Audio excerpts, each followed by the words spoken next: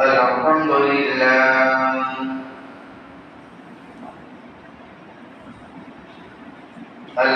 لله نحمده ونستعينه ونستغفره ونعوذ بالله من شرور أنفسنا ومن سيئات أعمالنا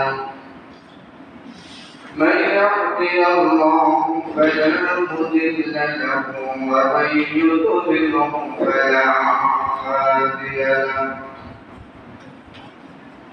فنشهد أن لا إله إلا الله وأن محمدا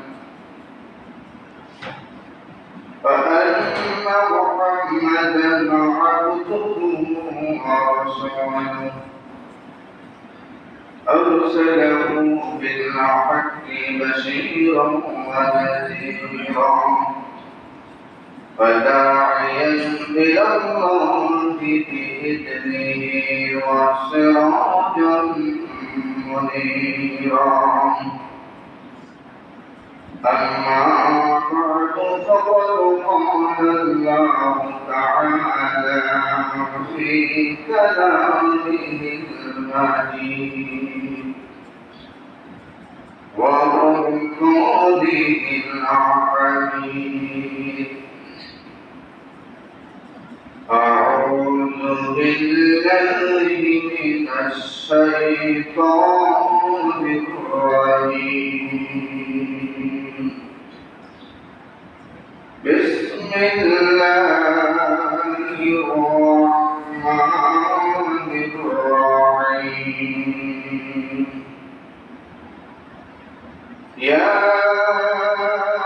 أيها الذين آمنوا لا تلهكم أموالكم ولا أولادكم عن ذكر الله ومن يفعل ذلك فأولئك هم الخاسرون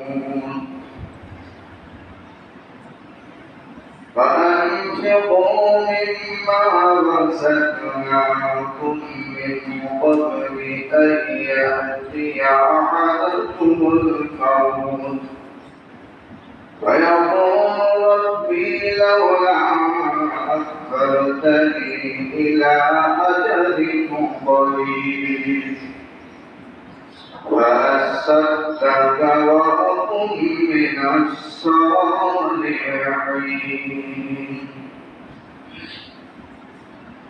وقال تعالى في شأن حبيبه ومعبوده ومعشوقه إن الله وملائكته يصلون على النبي يا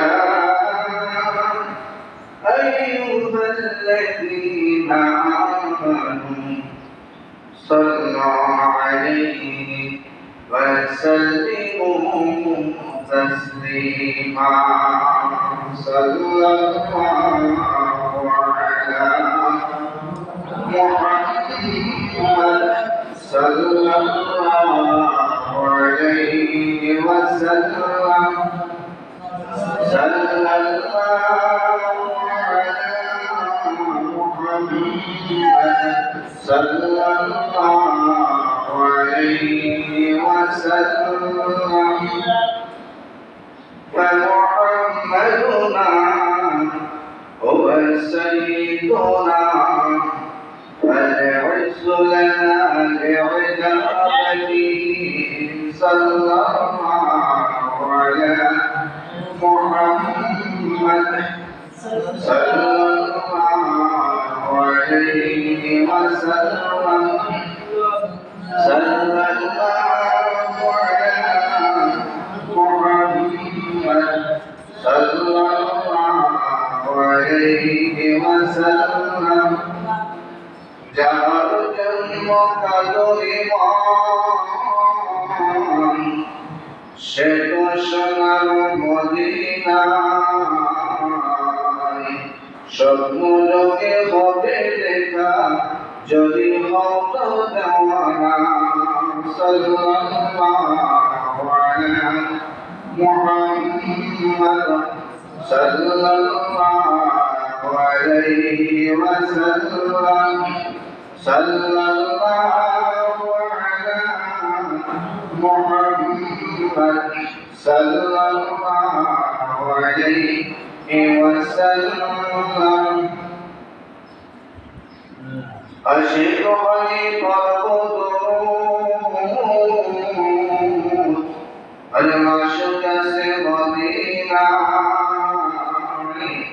علی عاشق تری خیتے جاؤ جنت مگے ٹھکانہ صلی اللہ علی محمد صلی اللہ علیہ وسلم صلی اللہ علی محمد صلی اللہ عليه وسلم بلغ العلا بكماله كشف الدجى بجماله حسنت جميع خصاله صلى عليه وآله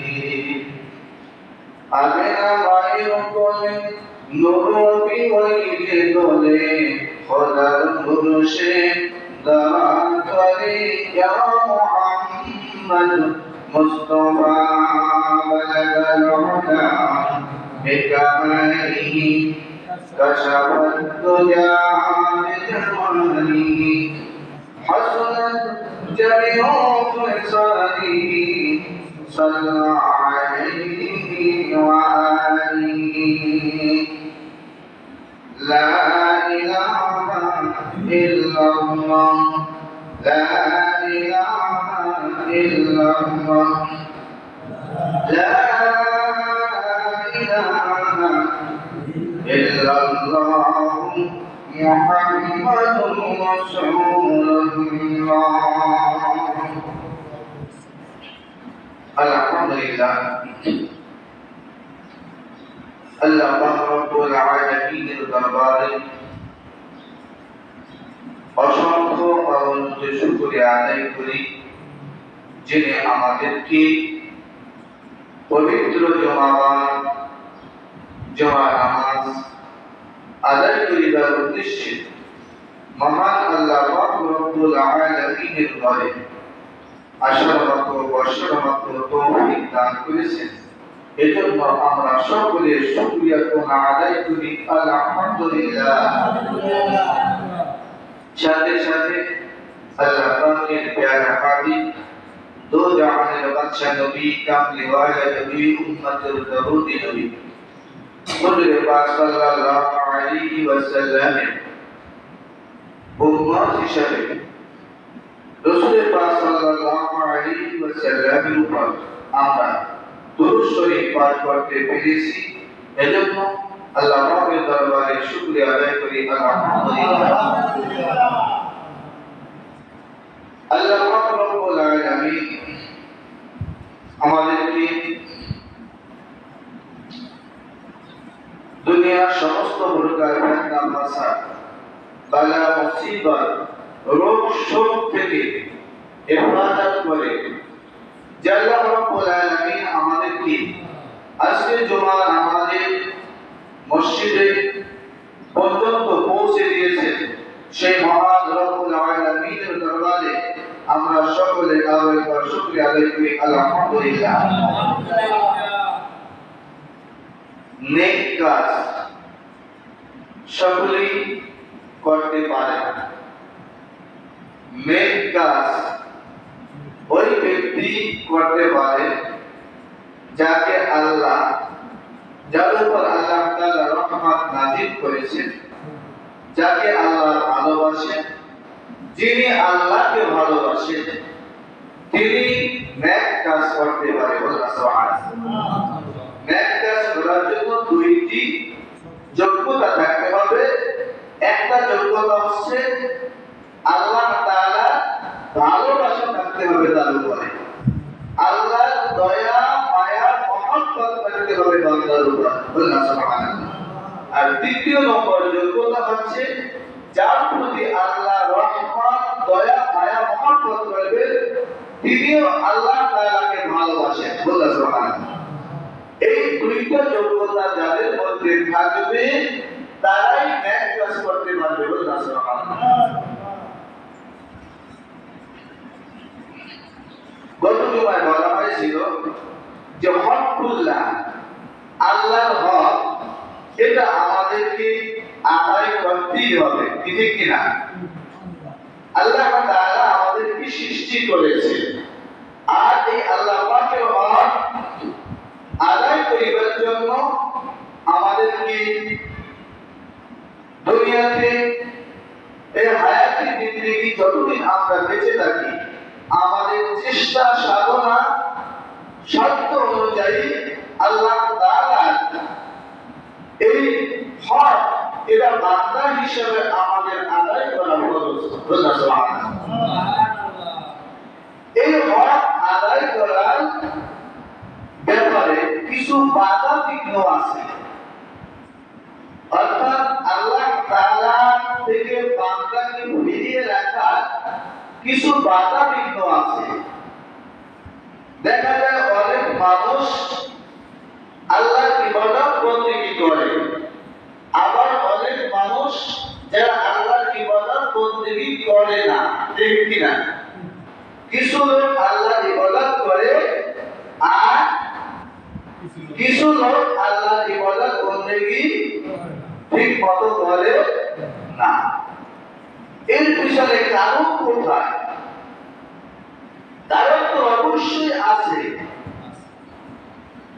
এই কারণের মধ্যে প্রধান কারণ হচ্ছে এই পৃথিবীর মানুষ গুলো দুনিয়ার মোহে পড়ে গেছে, দুনিয়ার ভালোবাসায় মগ্ন হয়ে গেছে। আপনার এই পৃথিবীর প্রতি, এই দুনিয়ার প্রতি, এই জগতের প্রতি এত বেশি মহব্বত, এত বেশি ভালোবাসা তার অন্তরের মধ্যে শয়তান জাগিয়ে তুলেছে, যার কারণে সে দুনিয়াটাই তার চোখের সামনে প্রকাশ পায়। ওই দুনিয়ার ভালোবাসার আবরণে আল্লাহর মহব্বত তার অন্তরের মধ্যে থেকে চলে গেছে। দুনিয়ার মহব্বতই হচ্ছে সমস্ত পাপের মূল। দুনিয়ার মহব্বত কি? সমস্ত পাপের।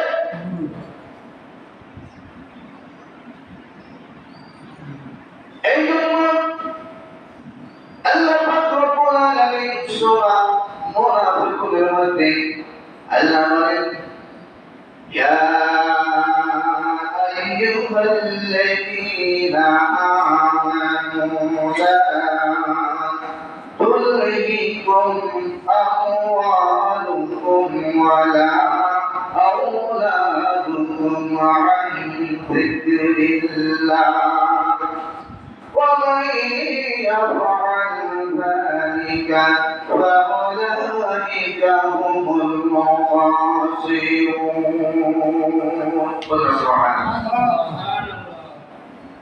আল্লাহ রব্বুল আলামিন বান্দাকে ভালোবাসেন, আল্লাহ রব্বুল আলামিন বান্দাকে মহব্বত করেন, বান্দার প্রতি ইহসান করেছেন, দয়া করে মায়া করে আল্লাহ বান্দাকে ভালোবাসেন বিদায় আল্লাহ তাআলা বিশ্বের তামাম ঈমানদার মুমিন মুসলমান বান্দারা যারা আল্লাহ তাআলাকে স্বীকার করেছে ওই সমস্ত বান্দাদেরকে আল্লাহ তাআলা সতর্ক করে দিয়েছেন। আল্লাহ তাআলা তাদেরকে সাবধান করে দিয়েছেন, ইয়া আইয়ুহাল্লাযীনা আমানু, হে ঈমানদারগণ, হে মুমিনগণ, যারা ঈমান এনেছো আল্লাহ তাআলার উপর, আল্লাহ তাআলাকে বিশ্বাস স্থাপন করেছো, এই ঈমান যাদের মধ্যে আছে আল্লাহ তাআলা ওই সমস্ত ইমানদার মুমিন মুসলমান বান্দাদেরকে ডাক দিয়ে আল্লাহ বলেন ইয়া আইয়ুহাল্লাযীনা আমানু হে ইমানদাররা লা তুলহিকুম আমওয়ালুকুম ওয়ালা আওলাদুকুম আন যিকরিল্লাহ তোমাদের ধন সম্পদ আল্লাহ বলেন হে ইমানদারগণ তোমাদের ধন সম্পদ তোমাদের বাড়ি গাড়ি তোমাদের টাকা পয়সা তোমাদের সন্তান সন্ততি যেন তোমাদেরকে আল্লাহ তাআলার স্মরণ থেকে আল্লাহ তাআলার ইবাদত থেকে আল্লাহ তাআলার বندگی থেকে যেন গাফিল করতে না পারে।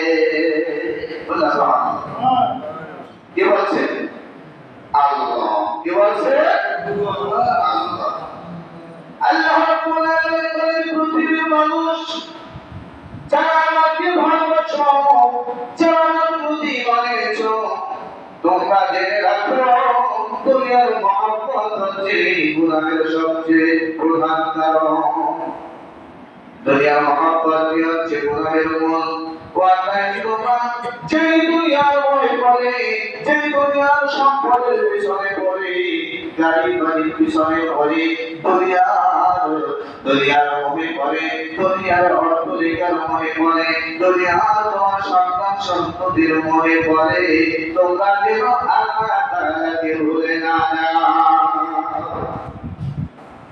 কে বলছেন আল্লাহ। আল্লাহ যদি বান্দাদেরকে ভালো না বাসতেন তাহলে আল্লাহ বান্দাদেরকে সতর্ক করার কোনো প্রয়োজন আছে? বান্দাদেরকে বলে যে তোমরা আমার ইবাদত করো। এখন ইবাদত করার পিছনে আমাদের বাধা কোনটা, কিসে আমাদেরকে আল্লাহ থেকে ফিরিয়ে রাখে, এটাও আল্লাহ বান্দাদেরকে সাবধান করে দিয়েছেন যে তোমরা দুনিয়াতে তোমরা যে সম্পদের মনে দুনিয়ার মনে পড়ে সম্পদের পিছনে পড়ে ঘুরে আমার ইবাদত থেকে তোমরা দূরে আছো দূরে ফিরে আছো, এটা কিন্তু তোমাদের একটা ক্ষতির কারণ, দুষ্কারের কারণ। আল্লাহ বলেন তোমরা যেন তোমাদের সন্তান সন্ততি তোমাদের ধন সম্পদ যেন আমি আল্লাহর জিকির থেকে ইবাদত থেকে গাফিল করতে না পারে।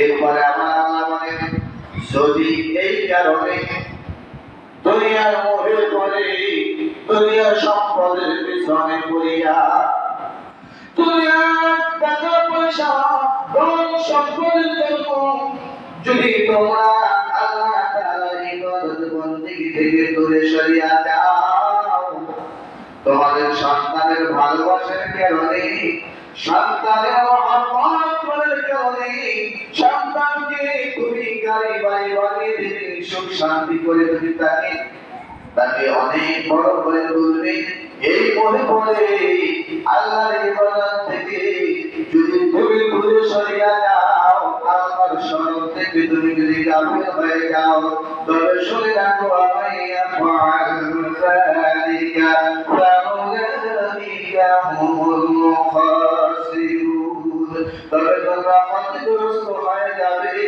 তবে তোমরা দুষ্কারের মধ্যে পড়ে যাবে, তবে তোমরা দুনিয়ার মধ্যে তোমরা একটা বিরাট ক্ষতিগ্রস্ত হয়ে যাবে। তার কথা আল্লাহর কথা, কার কথা আল্লাহর কথা। আল্লাহ তাআলা এই পৃথিবীর মধ্যে আমাদেরকে ধন সম্পদ টাকা পয়সা গাড়ি বাড়ি সন্তান সন্ততি এটাকে আমরা দুনিয়াতে কেউ নিয়ে আসি? দুনিয়াতে আসার পরে আমরা আমাদেরকে সম্পদের মালিক করেছেন কি আল্লাহ। আমাদেরকে জীবন জৈবন দিয়েছেন কে আল্লাহ। সন্তান সন্ততি দান করেছেন কে? দুনিয়ার কোন মানুষের পক্ষে সন্তান দেওয়া নেওয়া এটা কারো পক্ষে সম্ভব? কেউ সন্তান দিতে পারে? কেউ সন্তান দিতে পারে? কন্যা সন্তানের মালিক কে? ছেলে সন্তানের মালিক কে? কন্যা সন্তান হলে কিছু মানুষ অসন্তুষ্ট হয়ে যায়, আবার ছেলে সন্তান হলে কিছু মানুষ খুশি হয়, ঠিক কিনা? কিন্তু ছেলে সন্তান দিয়েছেন কে? কন্যা সন্তান দিয়েছেন কে? এই কন্যা সন্তান দেওয়ার ব্যাপারে স্ত্রীর কোন হাত আছে? কন্যা সন্তান দেওয়ার ব্যাপারে স্বামীর কোন হাত আছে? কন্যা সন্তান দেওয়ার ব্যাপারে দুনিয়ার কোন ডাক্তারের হাত আছে? প্রতিদিন মানুষ সন্তান ছেলে হোক মেয়ে হোক সন্তান দেওয়ার মালিক আমার আল্লাহ। অতএব তোমাকে যেই সন্তান দেওয়া হয় সেই সন্তানের প্রতি তুমি খুশি হয়ে যাও, ঠিক না? হ্যাঁ, আমাদের সমাজের মধ্যে একদল মানুষ আছে, কিছু মানুষ আছে, যদি কারো ঘরে কন্যা সন্তান হয় তাহলে তারা অসন্তুষ্ট হয়। কিন্তু আল্লাহর নবী বিশ্ব নবী রাহমাতুল লিল আলামিন নবী কামলিওয়ালা নবী হুজুর পাক সাল্লাল্লাহু আলাইহি ওয়াসাল্লাম বলেন, ও পৃথিবীর মানুষ সব উম্মতরা শুনে নাও, যার প্রথম সন্তান কন্যা সেই ভাগ্যবান।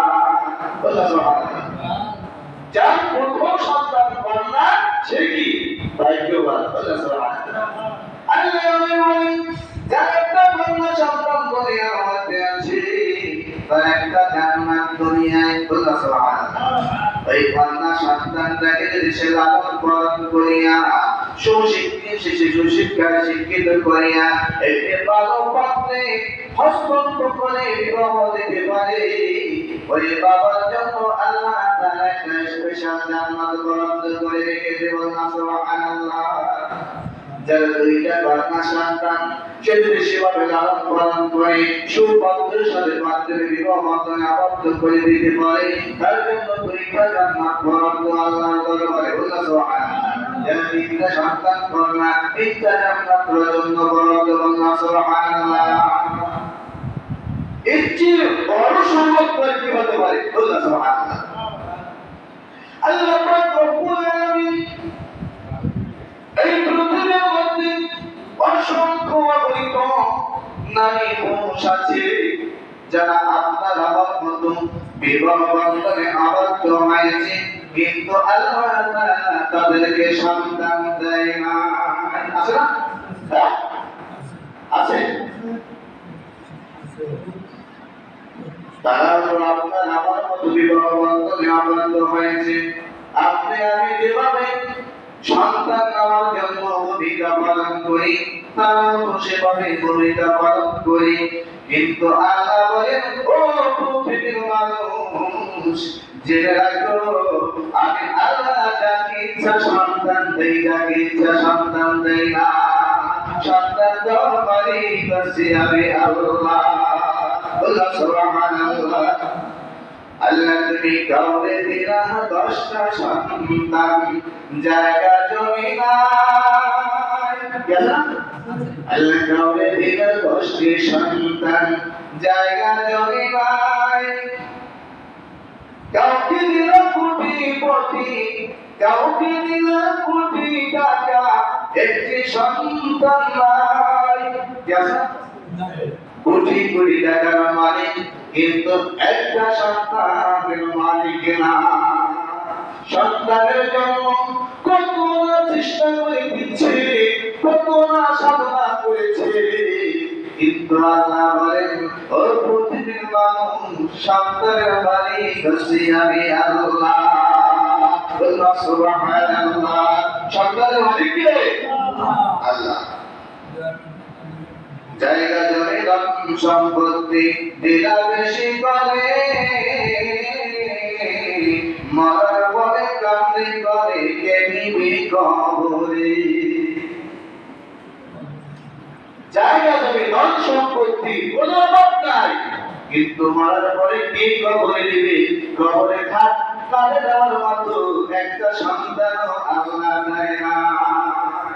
আল্লাহ আবার দিন খায়। আল্লাহ রব্বুল আলামিন দেখা যায় তাকে 10টা সন্তানের মালিক বানাইতেছে। কয়টা সন্তান? 10টা 6টা সন্তান। আল্লাহ বলেন 10টা সন্তানের মালিক বানাই দিল, টাকা নাই, পয়সা নাই, অর্থ নাই, সম্পদ নাই। আল্লাহ বলে আমি তারে দিলাম 10টা সন্তান, কিন্তু তোমরা জেনে রাখো কোটিপতি হইলে তারে খাওয়াই পড়াইয়া খরচ পোষণ করিয়া ভালো রাখবে, এটা নয়। আমি আল্লাহ বসির দিকের মালিক, বললাম সুবহানাল্লাহ। ওয়া মা মিন দাব্বাতিন ফিল আরদি ইল্লা আলাল্লাহি রিজকুহা। বললাম সুবহানাল্লাহ। আল্লাহ বলেন এই পৃথিবীর মধ্যে যত মাখলুক আছে সমস্ত মাখলুকের রিজিকের মালিক কে? আল্লাহ। আল্লাহ সকালবেলা খালি পেটে বাসা থেকে বাতিগুলো বের হয়, সন্ধ্যাবেলা পেট ভরিয়া তার বাসায় ফিরে যায়। কে রিজিক বানাই রাখছে, কে খাওয়াই তাকে, কে খাওয়াই বানাই রাখলো তার জন্য। আল্লাহ বলে আমি একটা পাখিকে সন্ধ্যাবেলা খালি পেটে বের করিয়া, সকালবেলা খালি পেটে বের করিয়া, সন্ধ্যাবেলা ভরা পেটে তাকে ওই বাসার মধ্যে ফিরাইয়ে দিই। বললাম সুবহানাল্লাহ। অতএব রিজিকের মালিক কে? আল্লাহ।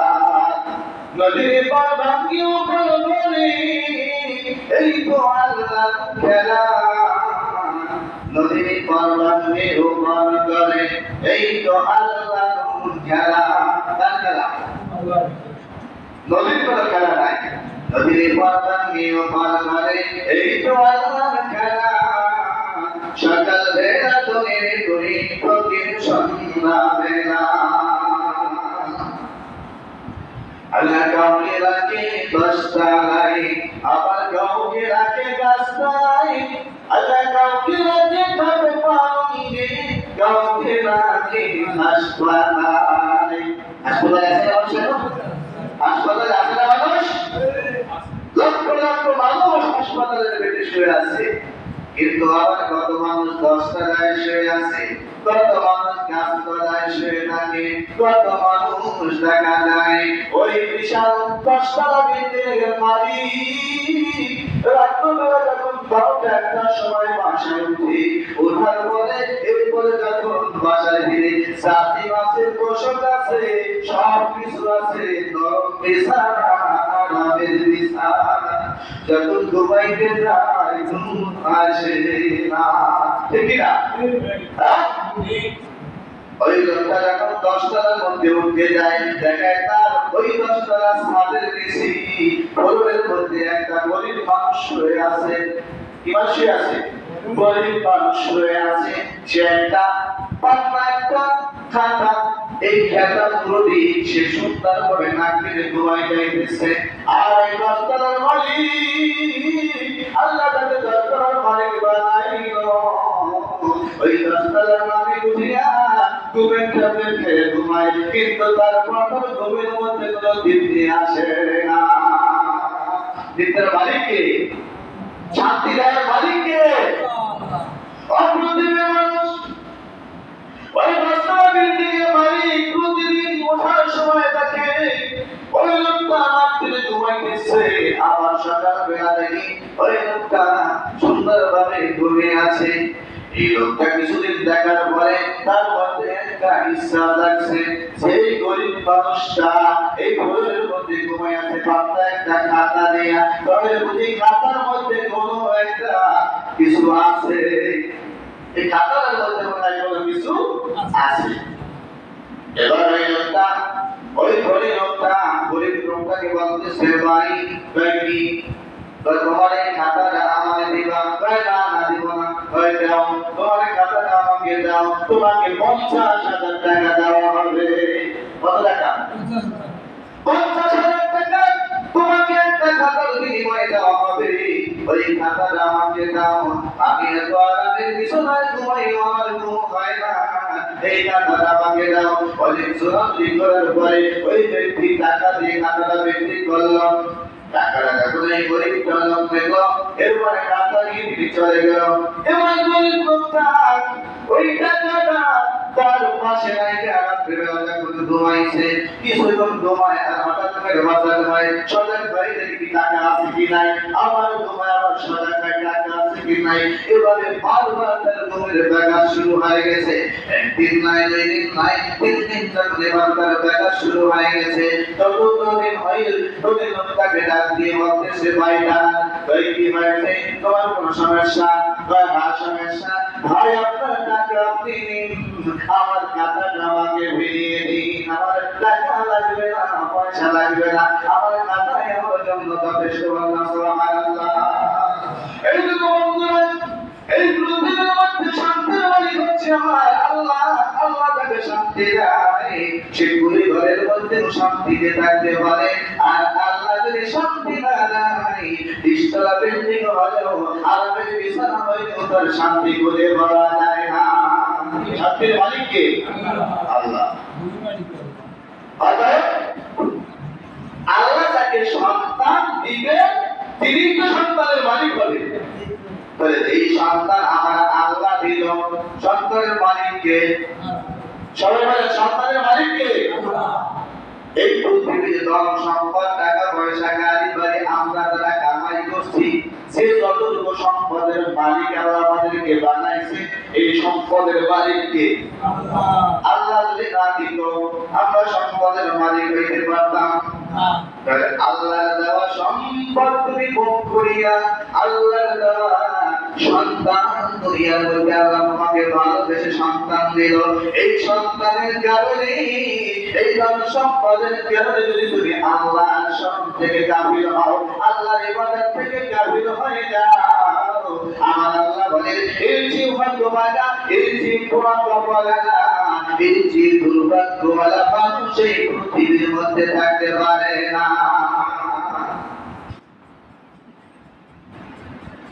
এই স্বভাবে চাইতে হবে কবরে, ঠিক না? এই স্বভাবে চাইতে হবে কবরে, বিষমী কাজ দিতে হবে হাসরে। জানা নাই রে জানা নাই রে জানা নাই, আজরাইল আসবে কখন জানা নাই। আছে দয়া নাই রে মায়া নাই রে দয়া নাই, রে আজরাইল শরীরে কোন দয়া নাই। যখন আপনার আমার নির্ধারিত সময় হাজির হয়ে যাবে, মালাকুল মউত এসে খপ করে আপনার আমার রূহটা কবজ করে নেবে, জানটা কবজ করে নেবে। এক সেকেন্ড সময় আগে দিবে না, এক সেকেন্ড পরে হবে না, ঠিক কি না? বিশ্বাস হয়? এই জন্য আল্লাহ দুনিয়ার পৃথিবীর মানুষকে আল্লাহ জানাই দিয়েছেন, ও ইমানদার বান্দারা, মুমিন বান্দারা, তোমরা দুনিয়ার মধ্যে বসবাস করো, খাও দাও, ফুর্তি করো, যা ইচ্ছা তাই করো, তবে জেনে রাখো তোমার এই ধন সম্পত্তি, তোমার টাকা পয়সা, সন্তান সন্ততি যেন আমি আল্লাহ থেকে গাফেল না করে, আল্লাহর ইবাদত থেকে ফিরিয়ে না রাখে। কিন্তু আমরা আল্লাহর হুকুমকে ঠিক কথা মানি, ইবাদত থেকে আমাদেরকে ফিরিয়ে রাখে দুনিয়ার মধ্যে, আর আজান হয়ে যায়, আসরের আজান হয়ে যায়, আমরা 10টা মিনিট লাগে নামাজ পড়তে, আজান হয়ে গেছে, দোকানের মধ্যে আমরা আড্ডা দিতে থাকি। আরে বাবা, 10টা মিনিট তুমি আল্লাহর জন্য দিতে পারো না? যে আল্লাহ তোমাকে এই শক্তি দিয়েছেন, ক্ষমতা দিয়েছেন, চক্র দিয়েছেন, হাত বাম প্রত্যঙ্গ দিয়ে, যেই জবান দিয়ে তুমি আমি কথা বলি, যে হাত পা দিয়ে আমরা আপনি শক্তির বড়াই করি, এই শক্তির মালিক আল্লাহ। এই আল্লাহকে তুমি 10টা মিনিট সময় দিতে পারো না? কি হয়েছে তোমার? আমার আল্লাহ বলেন, ইয়া আইয়ুহাল ইনসানু মা গরুরকা বিরাব্বিকাল কারীম। ইয়া আইয়ুহাল ইনসান, হে মানুষ, কিসে তোমাকে আল্লাহ থেকে ফিরিয়ে রেখেছি? আল্লাহ সরল আল্লাহ জিকির থেকে কিসে তোমাকে ফিরিয়ে রেখেছে? এই নামাজের আজান হলেও তুমি দোকানের মধ্যে আড্ডা দিয়ে বসে থাকো, আড্ডা মেরে বসে থাকো। কি হয়েছে তোমার? কি কারণে? আল্লাহ পাক রব্বুল আলামিন নবী বিশ্বনবী রাহমাতুল লিল আলামিন নবী কামলি ওয়ালা নবী হযরতে আলী রাদিয়াল্লাহু তাআলা আনহু রানের উপরে শুয়েছিলেন। বিশুরবান রানের উপরে বিশ্রাম করতেছিলেন, শুয়েছিলেন। নবীদের ঘুমটাও ছিল ইবাদত। আল্লাহ আলেমদের ঘুমটাও আছে ইবাদত। বলা সুবহানাল্লাহ। নবী ঘুমিয়েছেন, আরাম করতেছেন। হযরত আলী রাদিয়াল্লাহু তাআলা রানের উপরে হঠাৎ করে জিবরাইল আমিন নবীর উপর ওহী নাযিল করলেন। ঘুমের মধ্যে, কিসের মধ্যে? নবী চোখ ঘুমিয়েছে কিন্তু অন্তর ঘুমায়নি। বলা সুবহানাল্লাহ। নবীদের চোখ ঘুমায় কিন্তু অন্তর ঘুমায় না। আমাদের চোখটা ঘুমিয়ে যায়, অন্তর আমরা ঘুমিয়ে পড়ি। নবীজি ঘুমায় না, অন্তর ঘুমায় না। এই জন্য নবীজি ঘুমিয়েছেন, চোখটা বন্ধ করেছেন, বিশ্রাম নিতেছেন। জিবরাইল আমিন ওহী নিয়ে আসছেন, ওহী নিয়ে আসছেন, আয়াত নাযিল হলো, ইয়া আইয়ুহাল ইনসানু মা গররাকা বিরাব্বিকাল কারীম।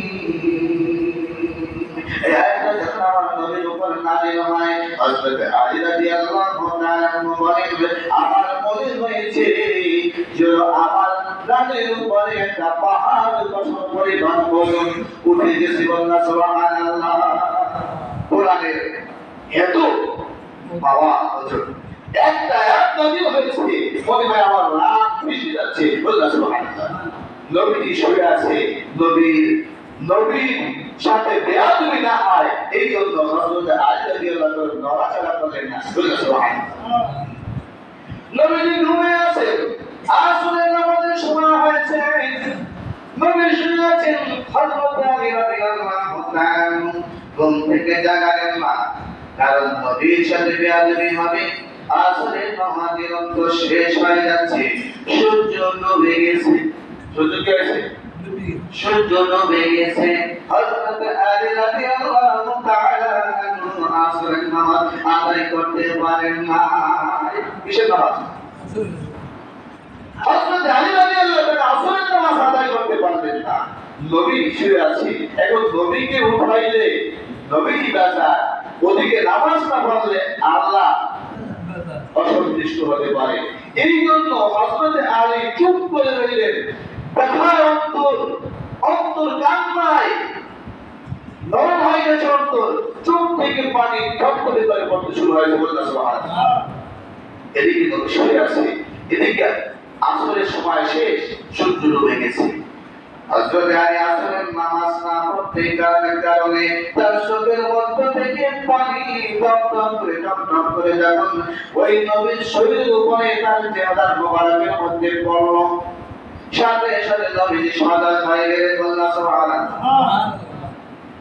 কি ব্যাপার আলী, কি হয়েছে তোমার? তুমি কান্না করতেছো?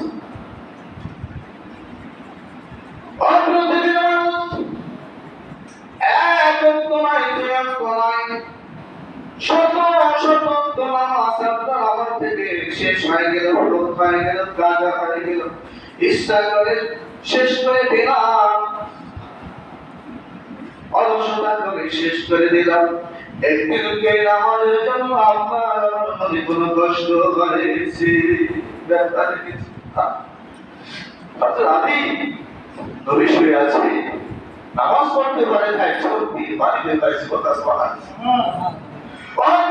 মানুষ আল্লাহ নবী রাহমাতুল লিল আলামিন নবী কামলি ওয়ালা নবী দিয়ে বলেন, ওগলি তোমার চোখের মধ্যে গরম পানি হয়েছে, পানি পড়তেছে। বলতেছে নবী গো, তুমি ক্ষমা করে দিবেন, আমার চোখের মধ্যে পানি এসেছে, আপনি ঘুমিয়ে আছেন, আপনাকে সরিয়ে দিলে আপনার পূর্বের জায়গা হবে, কষ্ট হবে। এদিকে আমি আসরের নামাজ পড়ি নাই, সূর্য ডুবে গেছে। নবী আলী তুমি নামাজ চলে গেছে, কষ্ট পেয়েছে, তাই হাতে আসরের নামাজ পড়তে চাবে না। আল্লাহ বিশ্বনবী রাহমাতাল লিল আলামিন নবী ডাকতে বলেন আদরিশানে বলেন ও সূর্য আমার আলী আসরের নামাজ পড়ে নাই, আসরের নামাজ পড়তে পারে নাই। সূর্য তাড়াতাড়ি করে তুমি আসরের জায়গায় চলে যাও, আমার আলী আসরের নামাজ পড়ার পরে তুমি ডুবে যাও। সাথে সাথে সূর্যটা এই দুর্বন্ত সূর্যটা আমার আসরের নামাজের জায়গায় চলে আসলো। হযরত আলী আসরের নামাজ আদায় করলেন, সাথে সাথে সূর্যটা ডুবে গেল। আল্লাহ সুবহানাল্লাহ। এই ক্ষমতা দিয়েছেন কে? আল্লাহ। ক্ষমতা দিয়েছেন কে? আল্লাহ। এই আল্লাহ, আল্লাহ যদি ক্ষমতা দিয়ে থাকেন, সমস্ত ক্ষমতার মালিক যদি আমার আল্লাহ হয়ে থাকেন, ও পৃথিবীর মানুষ, এই আল্লাহর জন্য তুমি কষ্ট মিনিট ব্যয় করতে কেন পারবা? আইসভাবে চাইতে হবে কবরে, হিসাবের কাজ পেতে হবে হাসরে।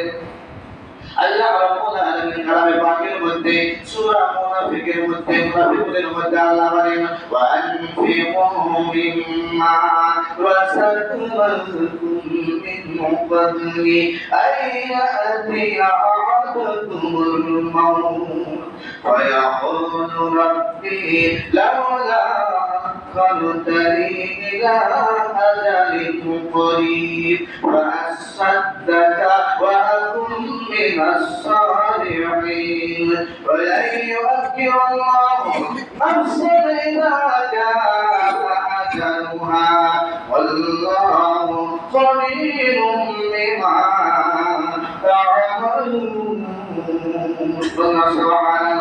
আল্লাহ বলেন আমি তোমাদেরকে যা দিয়েছি, আমি তোমাদেরকে যে সম্পদ দিয়েছি, আমি তোমাদেরকে যে সম্পদ দিয়েছি তা থেকে তোমরা ব্যয় করো, আল্লাহর পথে ব্যয় করো, দ্বীনের জন্য ব্যয় করো, দ্বীনের জন্য ব্যয় করো। আমি আল্লাহ রব্বুল আলামিন তোমাদেরকে যে সম্পদ দিয়েছি, এই সম্পদ দিয়ে তোমরা সম্পদ ব্যয় করো আল্লাহর পথে, দ্বীনের জন্য তোমরা এই সম্পদ আল্লাহর রাস্তায় ব্যয় করো। কে বলছেন? আল্লাহ। কে বলছেন? আল্লাহ। কোন পথে ব্যয় করবে? দ্বীনের পথে ব্যয় করবে, দ্বীনের জন্য ব্যয় করবে। আল্লাহ দ্বীন কায়েমের জন্য তোমরা লড়াই করবে, সাধনা করবে, জিহাদ করবে। আল্লাহর দ্বীন কায়েমের জন্য তোমরা মসজিদ বানাইবে, আল্লাহর দ্বীন কায়েমের জন্য তোমরা মাদ্রাসা কায়েম করবে, আল্লাহর দ্বীন কায়েমের জন্য মাহফিলের কায়েম করবে, আল্লাহর দ্বীন কায়েমের জন্য মানুষকে দান করবে, আল্লাহর দ্বীন কায়েমের জন্য আল্লাহর জন্য তোমরা দান সদকা করবে। কারণ তোমাকে যে সম্পদ দিয়েছে, এই সম্পদের মালিক আছে আল্লাহ, আর এই সম্পদ ব্যয় করার জন্য অর্ডার দিয়েছেন আমার আল্লাহ। আল্লাহ সুবহানাল্লাহ। কতক্ষণ পর্যন্ত তোমরা ব্যয় করতে পারবে? আল্লাহ বলেন মিম্মা রাযাকনাকুম মিন ক্বাবলি আইয়াতিয়া আহাদাকুমুল মাউত, তোমার মৃত্যু আসার পূর্ব পর্যন্ত তোমরা সময় পাবে। কোন সময় পর্যন্ত ব্যয় করার সময় পাবে? তোমার মৃত্যু আসার পূর্ব পর্যন্ত তুমি আল্লাহর রাস্তায় দান করার জন্য, তোমার সম্পদ থেকে দ্বীনের জন্য দান করার জন্য, এতিম মিসকিনদেরকে দান করার জন্য, গরীব মানুষদেরকে দান করার জন্য, অসহায় মানুষদেরকে দান করার জন্য, দ্বীনের কল্যাণের জন্য দান করার জন্য তুমি কতটুকু সময় পাবে? আল্লাহ বলে আইয়াতিয়া আহাদাকুমুল মাউত, তোমার মৃত্যু পর্যন্ত তুমি সময় পাবে। বলে সুবহানাল্লাহ। فيقول الله فيقول لولا أخرتني إلى أجل قريب فأصدق وأكن من الصالحين. আল্লাহ বলেন কিছু বান্দা আমার আছে যারা দুনিয়া থেকে বিদায় নেওয়ার পর, দুনিয়া থেকে যখন তার মৃত্যু বরণ করবে, মৃত্যুর পরে আল্লাহর কাছে বলবে আল্লাহ তুমি আমাদেরকে আর একবার কিছু সময় অবকাশ দাও, তুমি আমাকে আরো কিছুদিন বাঁচাই রাখো। কি করবে? বলো কি?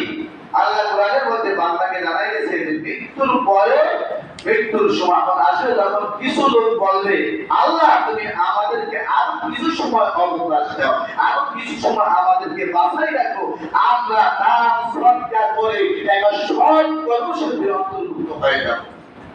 কে বলছে? ওই বান্দারা বলবে। আল্লাহ বলেন, وَلَن يُؤَخِّرَ اللَّهُ نَفْسًا إِذَا جَاءَ أَجَلُهَا وَاللَّهُ خَبِيرٌ بِمَا تَعْمَلُونَ। যখন আজাল, ইদা জাআ আজালুহা, এখানে বলা হয়েছে আজাল মানে মৃত্যু। যখন মৃত্যু তোমার কাছে চলে আসবে, নির্ধারিত সময় যখন তোমার শেষ হয়ে যাবে, আল্লাহ বলেন তখন তোমাকে আর কোনো সময় দেওয়া হবে না, হবে না। তাহলে আমরা মরব কখন জানা আছে? জানা আছে? কে যুবক অবস্থায় মানুষ মরে না? মরে? সবাই তো পুরো মানুষ মরে, কি যুবক মরে না?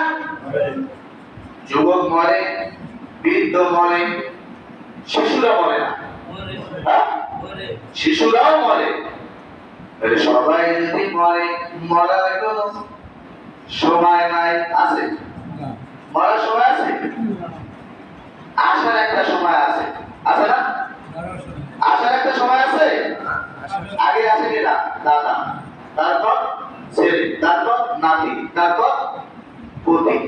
অর্থাৎ আসার একটা সিরিয়াল আছে, আসার একটা সিরিয়াল আছে, কিন্তু অপ্রতিবাসী যাওয়ার কোনো সিরিয়াল নাই। দাদার সামনে নাতি মারা যায়, দাদার সামনে নাতি মারা যায়, বাবার সামনে সন্তান মারা যায়, স্বামীর সামনে স্ত্রী মারা যায়, স্ত্রীর সামনে স্বামী মারা যায়। অর্থাৎ যাওয়ার কোনো সিরিয়াল নাই, আসার সিরিয়াল আছে। এই জন্য আল্লাহ বলেন, ও বান্দা তোমার মওত কখন আসবে জানা নাই, জানা নাই রে, জানা নাই রে, জানা নাই। আজরাইল আসিবে কখন জানা নাই। সব সময়ের জন্য মৃত্যুর জন্য প্রস্তুত থাকতে হবে।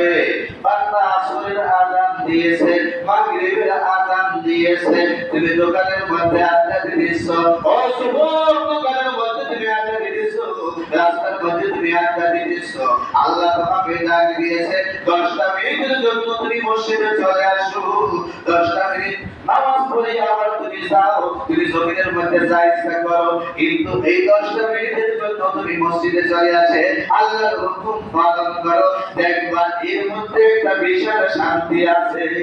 আছে কি নাই? আছে কি নাই? আমাদের শান্তি আছে না? শান্তি আছে না? যারা পাঁচ ওয়াক্ত নামাজ পড়ে তাদেরকে জিজ্ঞাসা করবেন শান্তিটা কি? অনেক শান্তি আছে।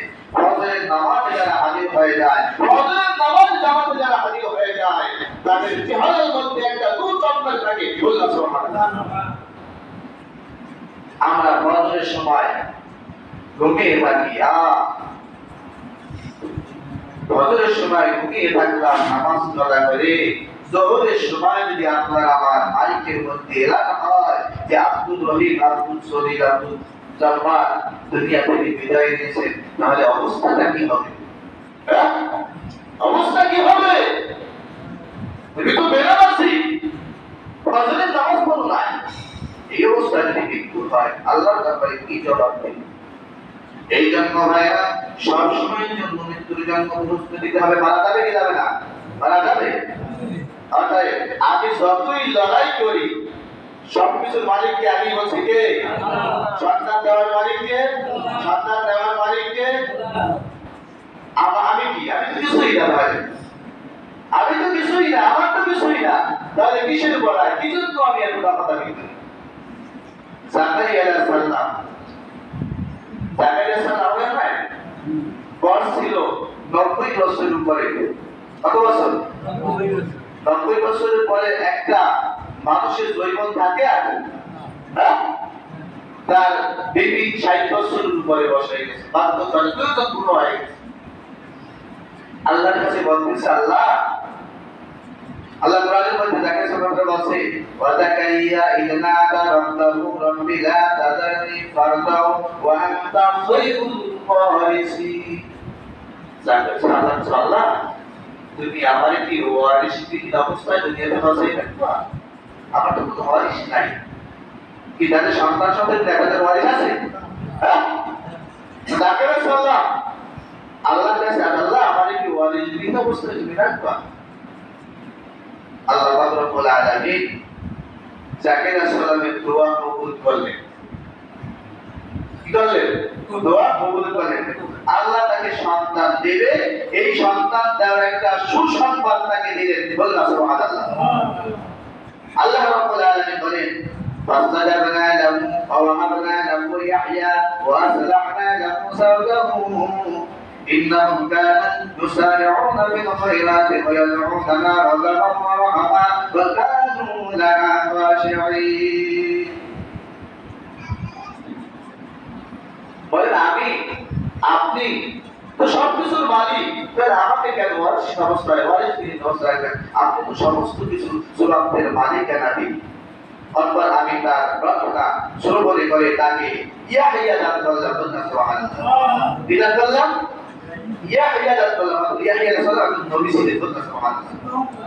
হ্যাঁ, ইয়াহিয়া এবং তার স্ত্রীকে তার জন্য যোগ্যতা সম্পন্ন করে দিলাম। যাকারিয়া সালাম বলে আল্লাহ তুমি যে আমাকে সন্তান দেওয়ার কথা বলতেছো, আমার তো পুরো হয়ে গেছে, আর সন্তান দেওয়ার কোনো যোগ্যতা আমার নাই। আমার স্ত্রী তো বাঁচা যায় না, সন্তান হয় না, কারণ স্ত্রী তো বাঁচা, কিভাবে আমাকে সন্তান দিবি? আল্লাহ বলে আল্লাহ তুমি সবকিছু পারো, আমি নবী জানি, কিন্তু আমাকে একটা সুন্দর একটা ইঙ্গিত আমাকে দাও যে আমাকে সন্তান দিবা। আল্লাহ বলে তুমি 3 দিন পর্যন্ত কোনো কথা বলবে না তার সাথে। বলনা সুবহানাল্লাহ। ঘরের মধ্যে অবস্থান করবে 3 দিন পর্যন্ত কথা বলবে না। ঘরের মধ্যে অবস্থান স্ত্রী হঠাৎ করে স্ত্রী লালনের দিকে যখন তাকাইলেন দেখেন স্ত্রী লালনের মধ্যে উজ্জ্বল নক্ষত্রের মতো জ্বলজ্বল করছে। বলনা সুবহানাল্লাহ। স্ত্রীকে জিজ্ঞাসা করলেন আমার স্ত্রী তোমার মধ্যে কি জ্বলজ্বল করছে উজ্জ্বল? কারণ নবীরা আসলে নবীদের আসার একটা চিহ্ন থাকে। যাকারিয়া আলাইহিস সালামের জন্য নবী যখন তার মায়ের গর্ভের মধ্যে আসলেন, মায়ের লালাটের মধ্যে উজ্জ্বল একটা আলো ঝিকমিক করতেছিল। বলনা সুবহানাল্লাহ। কি হয়েছে তোমার লালাটে কেন জ্বলছে? সালামের মা বলতেছেন আমি বোধ হয় গর্ভবতী হয়ে গেছি। বলনা সুবহানাল্লাহ।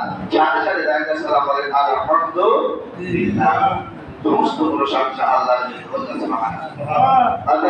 আমি এই ঘটনাটা এজন্যই বললাম যে আল্লাহ ইচ্ছা করলে বুড়ো বয়সেও সন্তান দিতে পারে কিনা?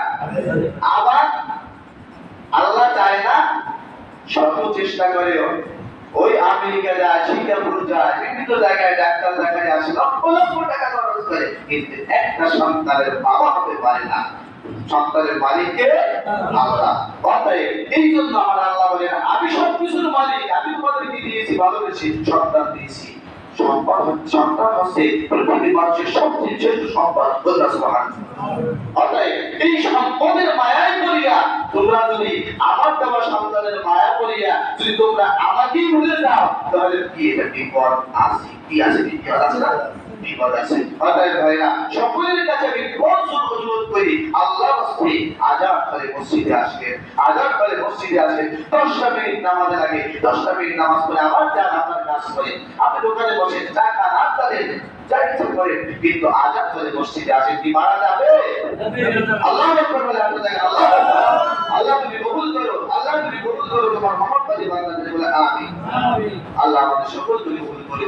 তোমরা 10 মিনিটের জন্য বন্ধ করে আসেন মসজিদে, দেখবেন বরকত আছে। 10টা মিনিট আপনি বন্ধ করে মসজিদে আসেন, বরকত আছে।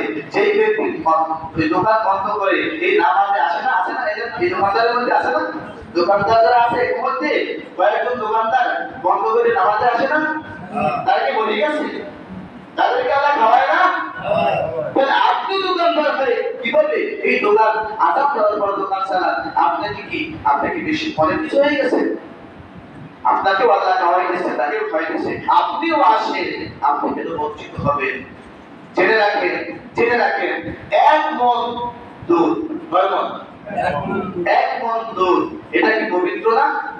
আল্লাহ বলেন দুধ হচ্ছে আমাদের আইডিয়াল অর্থাৎ আদর্শবান খাবার। দুধ কি আদর্শবান খাবার।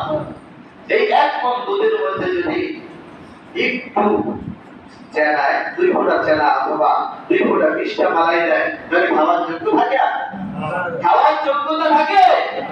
থাকে না ভাইরা, থাকে না।